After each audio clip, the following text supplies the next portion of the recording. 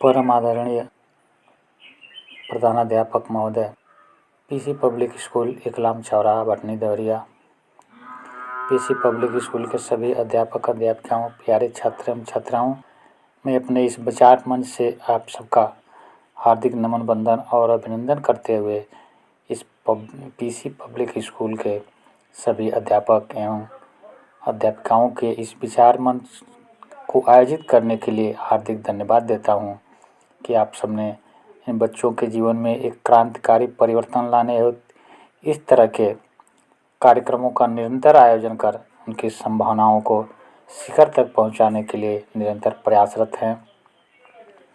आप द्वारा इस क्षेत्र में उठाए गए इन प्रयासों की भूरिभूरि प्रशंसा की जानी चाहिए।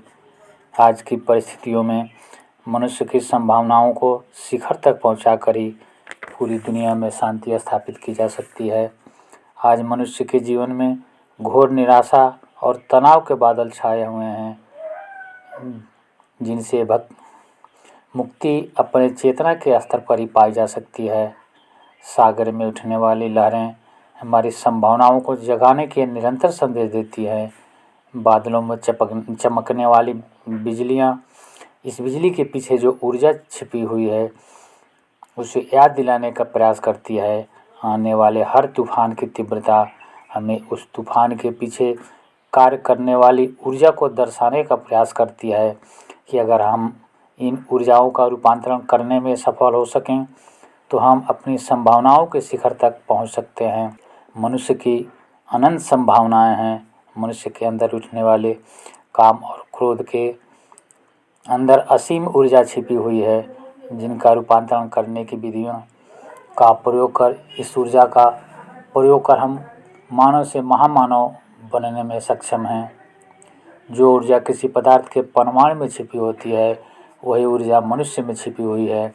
जिस प्रकार परमाणु में छिपी ऊर्जा का वैज्ञानिक विधियों द्वारा प्रयोग कर आज हमने परमाणु बम बना रखे हैं, उसी प्रकार मनुष्य के अंदर की ऊर्जा का रूपांतरण कर हम परमाणु से भी कई गुना ज़्यादा ऊर्जा के मालिक बन सकते हैं।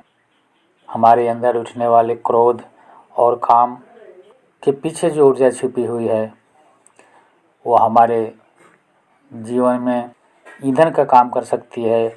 हमारे उस महायात्रा में ईंधन का काम कर सकती है।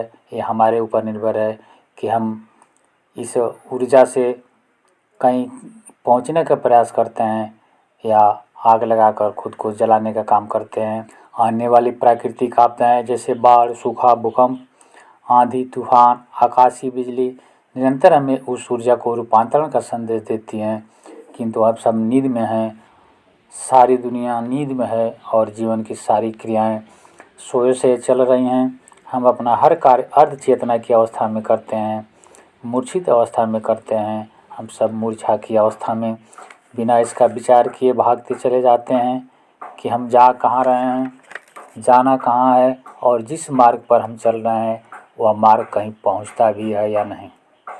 हम सब एक दूसरे को देखकर उस रास्ते पर चल रहे हैं, क्योंकि सारे लोग चल रहे हैं तो इतने सारे लोग गलत नहीं हो सकते। जबकि सत्यता यह है कि इस भीड़ में चलने वाला हर व्यक्ति एक दूसरे के पीछे चल रहा है। पता किसी को भी नहीं है कि हमें जाना कहाँ है। जन्मों जन्मों से हम यूँ चले जा रहे हैं। जिस क्षण हमारी चेतना जागती है उस क्षण हमें ज्ञात होता है कि हम जन्मों जन्मों से नींद में चले जा रहे थे। जन्मों जन्मों से हम अपनी आंखें बंद किए प्रकाश को देखने की कोशिश कर रहे थे, जबकि सूरज हमारे ठीक सामने था, किंतु हम आंख बंद किए पड़े थे और तर्क के आधार पर प्रकाश का अनुभव करने का प्रयास कर रहे थे। जिस पल हमारी चेतना जागती है, जिस पल हमारी आंखें खुलती हैं, तो हम पाते हैं कि प्रकाश तो सदा से हमारे सामने था, किंतु हमने ही अपनी आंखें बंद कर रखी थीं।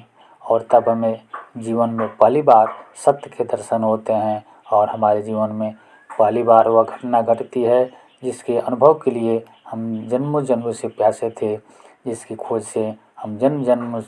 खोज में हम जन्मों जन्मों से भटक रहे थे। और तब हमें पहली बार अपनी विराटता का अनुभव होता है।